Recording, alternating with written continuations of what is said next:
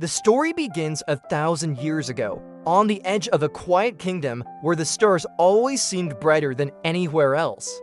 A boy lived there, not special to anyone but his family, not marked by royalty or strength, but with a heart that could never quite settle in the ordinary world. He was restless, curious, and carried that strange feeling only a few ever understand, the sense that time itself was waiting on him.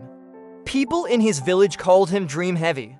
He'd wander through the fields at night, talking to the moon as if it were listening. And maybe it was because on one of those nights, when he was no older than 16, he saw something descend from the stars. Not fire, not storm, but light. It wasn't meant for anyone else, it chose him. The light spoke, though not in words you and I could write down. It wrapped itself around him, and he felt two things at once: awe and a weight he couldn't shake. The light told him of a promise that would take not days or years, but centuries. A promise that demanded patience beyond human measure. If he waited 1,000 years, through silence, through loneliness, through the crumbling of every stone he knew, he would find what his heart had been searching for. He didn't even know what that was. But he agreed, and so the boy did not age. Seasons went on, his family grew old, the voices he loved faded, and still he remained. At first, the villagers thought he was blessed, later, they thought cursed. Generations turned him into a story whispered to children, the boy who could not die. The wanderer who kept moving along the edges of towns, never staying long enough to make new ties he would only lose. Imagine carrying that much time inside one's soul. He watched kingdoms rise and shatter. He walked through battlefields that once used to be gardens. He saw inventions spark, cities burn, oceans crossed, lives lived at a pace he could never join. He learned silence better than any monk because silence was his only lifelong companion. But waiting isn't just about counting days. It's an act of faith. He didn't know what he was waiting for. He didn't know if the light had lied. He only knew he had to keep going. So he carved small rituals to survive. He planted trees in forgotten places, knowing they'd outlive him. He memorized the faces of strangers and prayed someone would remember his. He carried old songs across centuries, humming them in new streets where no one recognized them anymore. And always, the boy, though he hadn't been a boy in centuries, would stand under the moon, staring upward, asking, "How much longer?" By the 500th year, he no longer spoke. Words felt useless when everyone you gave them to eventually vanished. By the 700th year, legends of him spread far and wide. Some called him a prophet, some a ghost, others a foolish tale, but still, he walked. His hair never turned white, his back never bent. Time passed through him like he was just water. And then on the 999th year, something happened he could not have expected.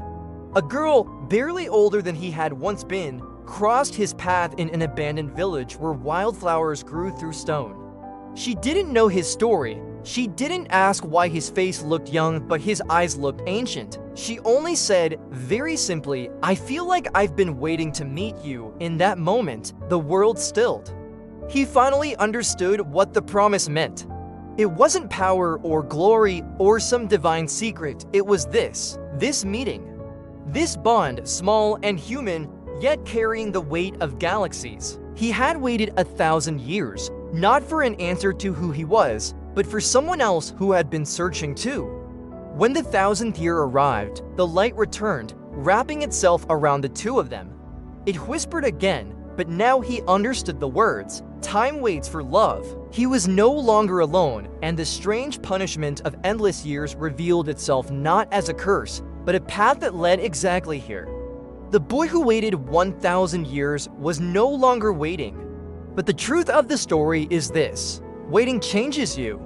It burns layers of who you used to be until all that's left is raw patience and the ability to endure. He wasn't the same boy anymore. He was something quieter, slower, deeper.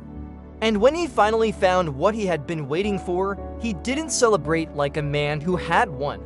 He simply breathed, as if the entire universe had finally allowed him to exhale. People say he disappeared with her into the night sky, swallowed by the same light that first chose him. Others swear they've seen him since. Walking among crowds, no older than before, a girl always by his side. Maybe he's still waiting, maybe waiting never really ends. But if you find yourself looking at the stars one night, and you feel that unexplainable tug in your chest, the sense that something beyond time is holding its breath just for you, maybe part of his story lives inside you too. Because we're all waiting in some shape or form.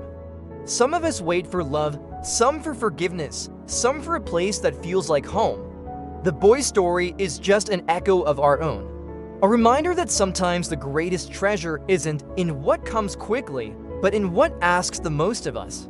And maybe, just maybe, the 1,000 years aren't so literal. Maybe the real meaning is that the things we hope for take longer than we can possibly imagine. But when they arrive, when they touch us, not even 1,000 years feels like too long.